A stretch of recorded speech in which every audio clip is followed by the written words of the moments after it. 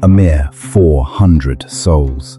That was the estimated total population of Nazareth, a secluded village nestled in the Galilee region around 10 CE, a figure derived from credible archaeological assessments. This was no magnificent city, no bustling center of power.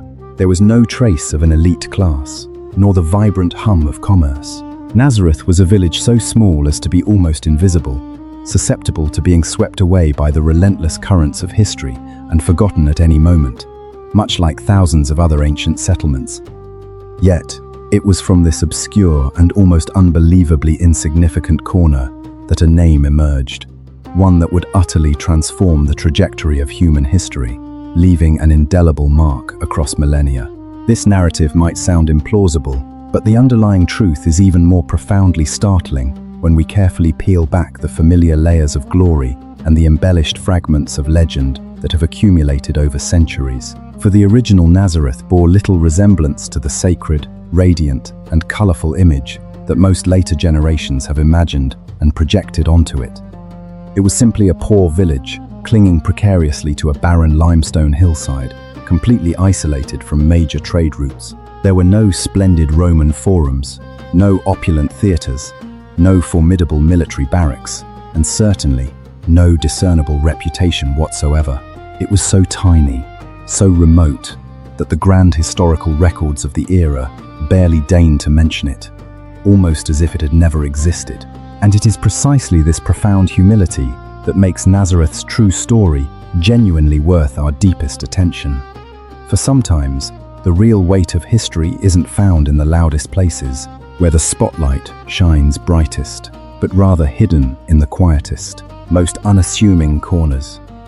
It was not written by those seen and celebrated by the entire world, but by people who lived quietly, labored diligently, endured steadfastly, and resiliently clung to their core identity amidst an era of immense upheaval and pressure.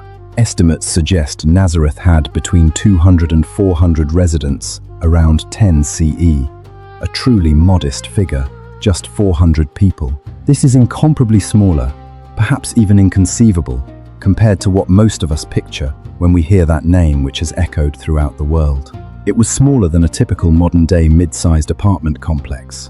Indeed, even smaller than the car park of the very grand church that stands on that land today. And it was this diminutive, humble place, a mere cluster of simple dwellings gathered around a communal courtyard on a Galilean limestone slope, that would remarkably become a name spoken across 3 continents within a single brief century. The truly shocking aspect lies not in any inherent grandeur, but rather in a paradoxical inverse truth. Nazareth was initially almost entirely unknown, tiny, silent, and utterly overlooked by the wider world. If we are brave enough to cast aside the accumulated layers of myth, to disregard the splendid churches, the hallowed paintings, and the embellished portrayals crafted over centuries, what emerges before us is a real, authentic, and rugged village. Over the past 2 decades or so, archaeology has profoundly, even revolutionarily, altered our understanding of first-century Nazareth. Tangible physical evidence has been unearthed. A courtyard house near the Church of the Annunciation in 2009, offering insights into its daily living structure. Another archaeological site, meticulously studied by archaeologist Ken Dark beneath a convent just across the road, has added crucial pieces to the puzzle. Discoveries include durable limestone vessels, grain storage pits for food preservation, crude but effective oil presses, weaving tools, and notably, underground spaces carved deep into the bedrock. These are no longer vague conjectures. While gaps in the historical picture naturally remain, one thing is almost incontrovertible. Nazareth at that time was merely a small, distinctly rural village, not a bustling market town, and certainly not a large city with monumental Roman architecture. It was a humble village situated on nutrient-poor limestone slopes where the land was barren and life demanded intense diligence, approximately 15 miles southwest of the Sea of Galilee. There were absolutely no ostentatious Roman squares, no imposing Roman military barracks, and crucially, it lay off any major trade route. The Great Via Maris, the empire's artery of transport, ran through bustling valleys below, while Nazareth was perched above, completely detached from the flow of power, goods, and news. To reach it, one had to deliberately make a detour, accepting a journey that was costly in both time and effort. And almost no one did, save for those with a particular reason. Yet, just 12 miles to the east, the picture shifted dramatically and astonishingly. Beyond those low hills lay Sepphoris, the shining new capital of Herod Antipas in Galilee, a modern metropolis with some 30,000 inhabitants. Sepphoris boasted a magnificent Roman theatre, smoothly paved streets, majestic colonnades, and a bustling influx of goods imported from distant Egypt and the Aegean region. On one side was a vibrantly Romanizing urban world, glittering with promise. On the other was a tiny hill village, home to just a few dozen families living an almost anonymous existence. It is this stark and dramatic contrast that is the true key to understanding Nazareth. Let us try to imagine stepping into the village from the north, along the path that most ancient travelers likely traversed. This path was not beautifully paved, but merely packed earth and limestone slabs, smoothed by countless years of foot traffic, just wide enough for a simple small cart or two people walking abreast. In the early morning, the air would still hold the crisp coolness of the Galilean night, carrying the scent of earth, rock, and wild herbs. By the intense midday heat of summer, the ground would radiate a scorching heat from the rock, searing the very air. But at dawn, as the first rays of sunlight began to filter through, the entire village seemed to almost melt into the surrounding landscape, a tranquil and harmonious tableau. The grey ivory rock, like the ancient bones of the earth, a faint wisp of smoke rising from some unseen hearth, signaled the start of a new day. The diligent sound of a hand mill grinding grain echoed from within a house, steady and slow, creating a familiar rhythm. This was the sound that defined mornings here for centuries, the sound of people awakening to begin their daily labor, without clamor or hustle, only the slow, steady pulse of a few dozen households embarking on a new day, full of toil yet also profound peace. First-century homes in Nazareth, according to archaeological discoveries, were primarily courtyard houses. Many were constructed from simple rectangular rooms using local limestone, enclosing an open central courtyard, a communal living space, a playground for children, and a drying area for adults. The walls were notably thick, and sometimes the rear of a house cleverly incorporated a natural rock cave exposed from the hillside as a living space. This was an exceptionally practical and intelligent choice, as natural caves offered more stable temperatures, providing coolness during sweltering summers and reducing dampness in cold winters. The roofs were flat, made from crude wooden beams, covered with packed mud and plant materials, a simple yet effective structure. In hot weather, people might sleep on the roofs to enjoy the cool breeze and gaze at the star-filled sky. Floors were typically packed earth or flattened bedrock. There were no intricate stone mosaics or vibrant wall paintings like those found in Sepphoris. This was not because they were unaware of beauty, but because here, everything was built for use, for living, to endure time and harsh challenges, not for ostentation or to impress anyone. Hidden beneath some of these homes, archaeologists have uncovered large storage pits, cisterns, and spaces meticulously carved into the natural bedrock. Some pits were large enough to preserve an entire family's grain supply through the long winter, a meticulous preparation for leaner months. A few pits even bore signs of concealed entrances, hinting at stories of caution and the protection of possessions. One hypothesis suggests that some of these spaces were later used as safe havens during the anti-Roman revolts, which occurred several decades after this particular time frame.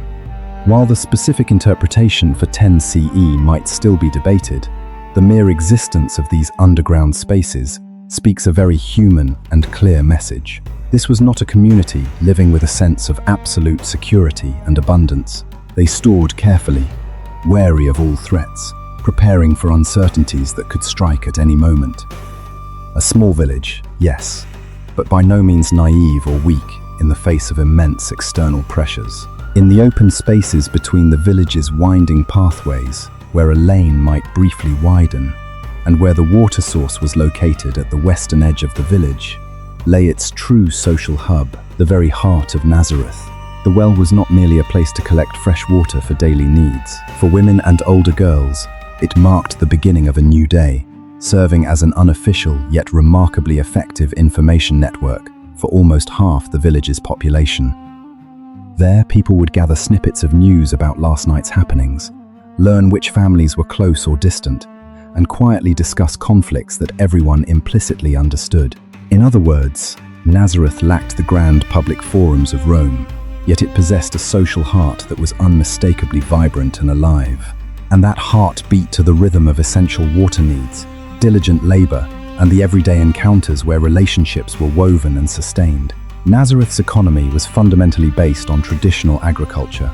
The steep hillsides were patiently terraced by the villagers for cultivation, maximizing every inch of usable land.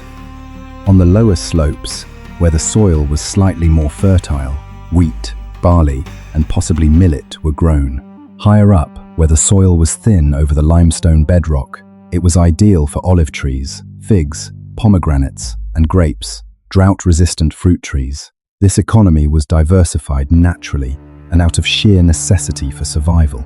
No one dared to gamble on a single crop, as even one harvest failure could push an entire family to the brink of starvation and death.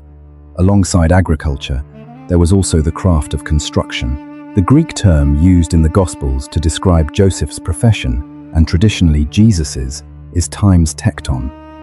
For centuries, English translations rendered this as carpenter, but its broader meaning encompasses a builder, a structural worker, a skilled craftsman. In the context of Nazareth, largely built with limestone where wood was scarce and costly, it is highly probable that a times tekton work here primarily involved carving stone, laying masonry, and erecting stone structures. And with Sepphoris undergoing extensive and rapid construction just 12 miles away, a skilled craftsman from Nazareth would very likely have routinely walked to that city to earn daily wages, a stable yet arduous source of income. At this juncture, the story becomes profoundly human, deeply relatable, and charged with emotion. Imagine a vigorous young man from the village, resolutely eschewing the luxurious Roman lifestyle, diligently walking miles every morning to the region's most aggressively Romanized city to earn a day's wage. This was not a fixed monthly salary, not a long-term contract, nor an easy job. He worked a day, he got paid for that day. No work meant no income to feed his family. For a first-century Galilean craftsman's family, life teetered on the edge of subsistence, precarious and full of challenges. In a good year, there was enough to eat, and perhaps a small amount could be saved. But a bad harvest or an unforeseen calamity could destabilize the entire family, potentially leading to destitution. I believe this is a singularly important detail, for it strips Nazareth of any facile romantic images and hollow praises. The rocky hills, lush vineyards, fig trees laden with fruit, and golden afternoon sun were real. They indeed created a picturesque beauty, but that beauty was by no means synonymous with ease or wealth.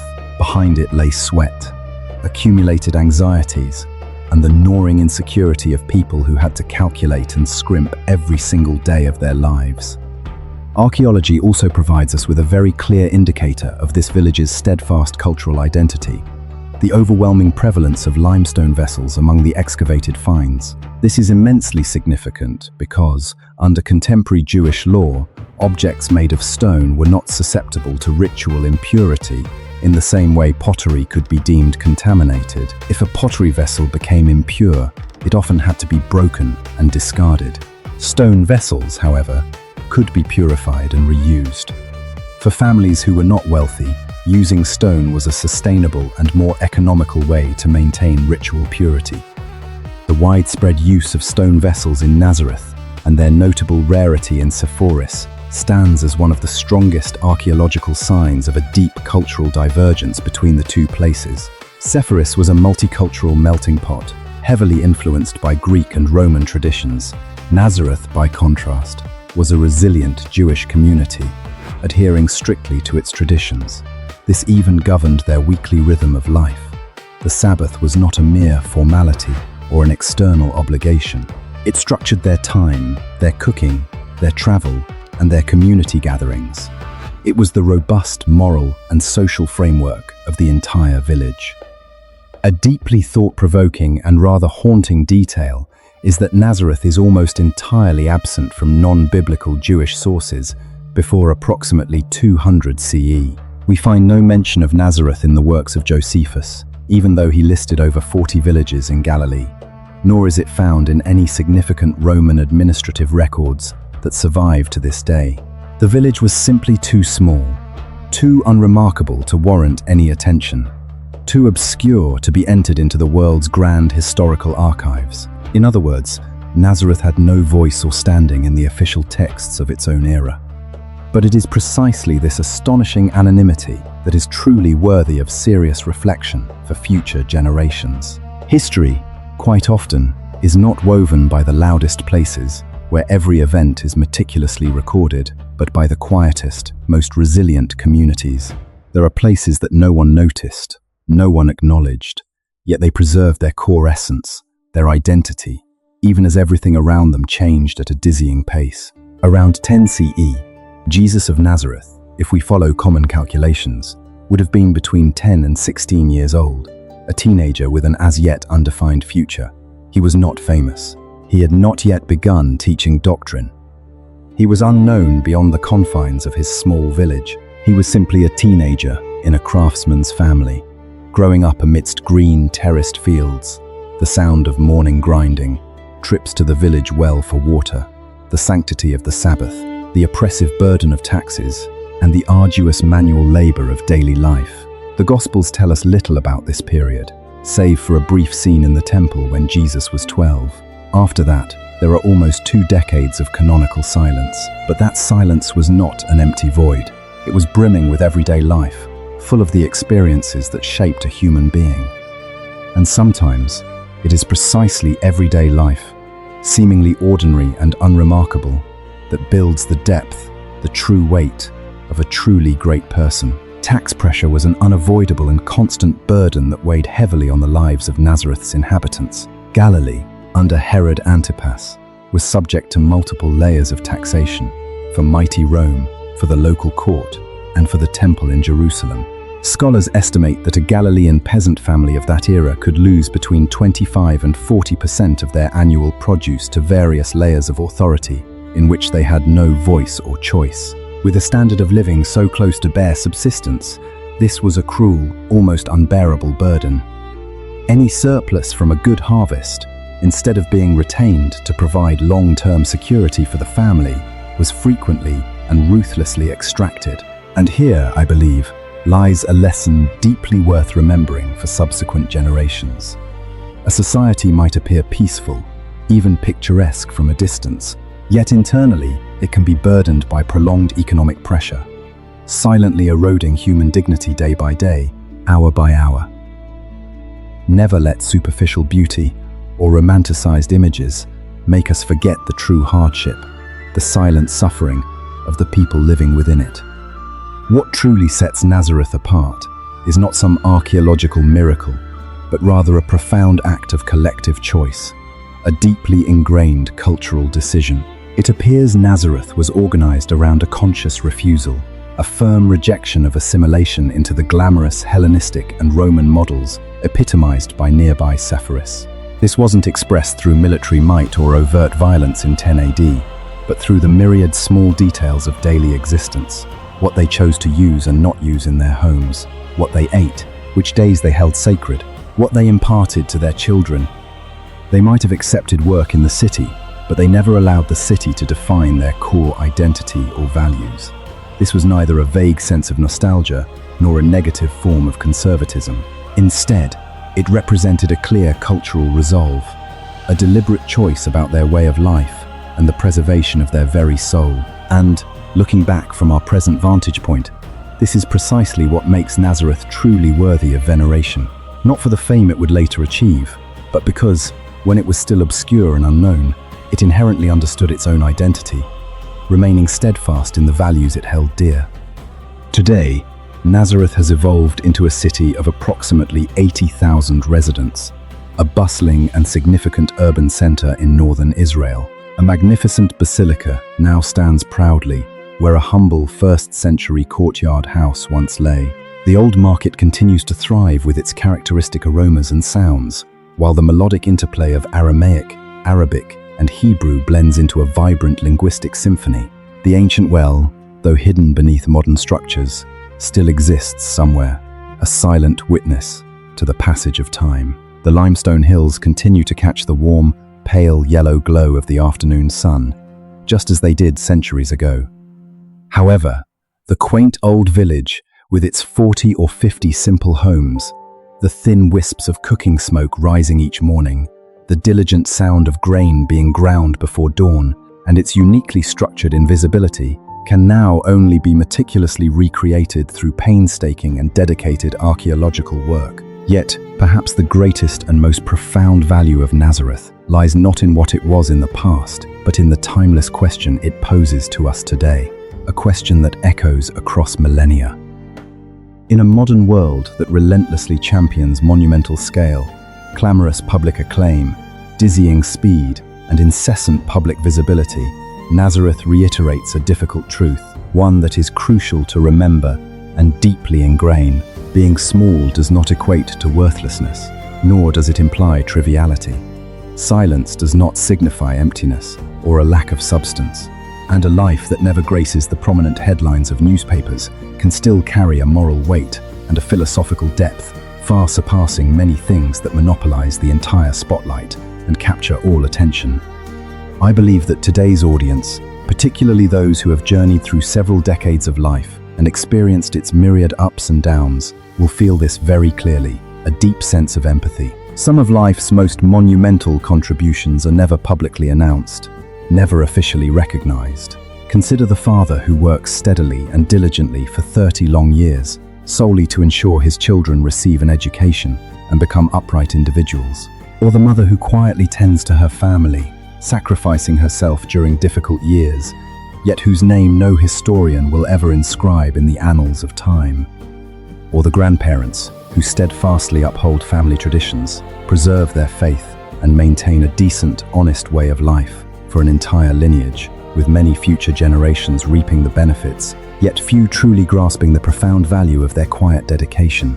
These acts, viewed from the outside, may appear utterly ordinary, utterly simple, but the true history of humanity, the grandest history of all, is consistently upheld and shaped by precisely these ordinary, silent acts.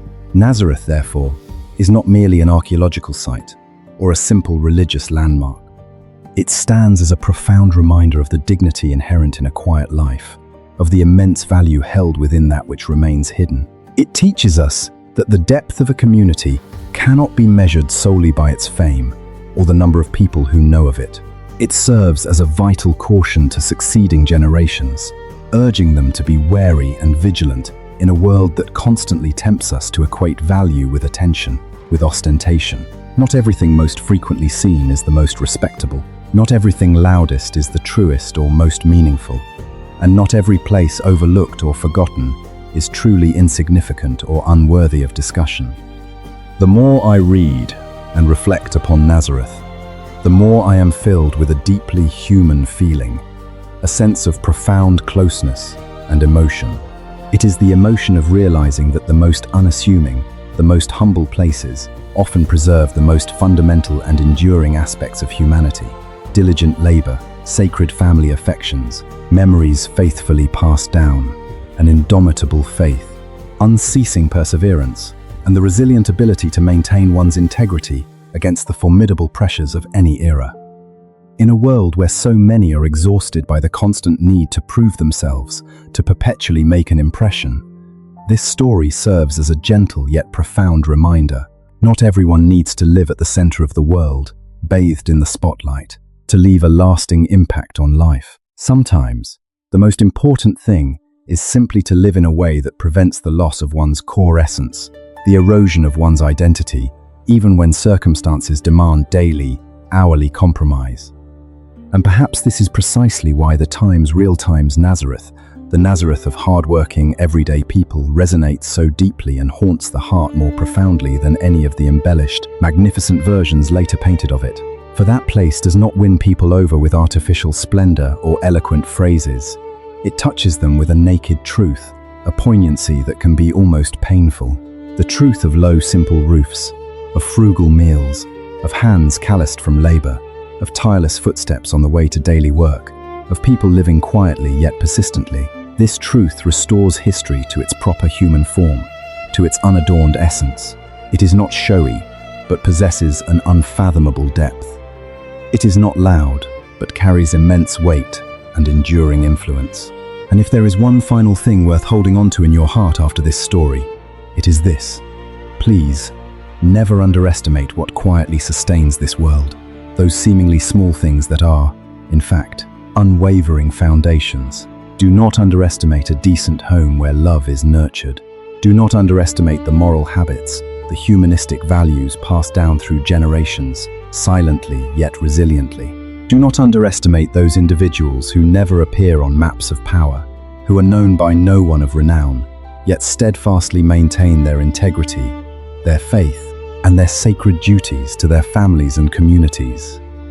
For, in the end, it is precisely these seemingly small and nameless things that uphold history more enduringly, more powerfully than any magnificent edifice or grand empire. If the story of Nazareth has touched your heart, prompting reflection and contemplation, please allow that feeling to linger within you a little longer, to settle. Take a moment to reflect on the silent, unassuming people in your own life, those who may never have received the praise they deserved, nor fair recognition.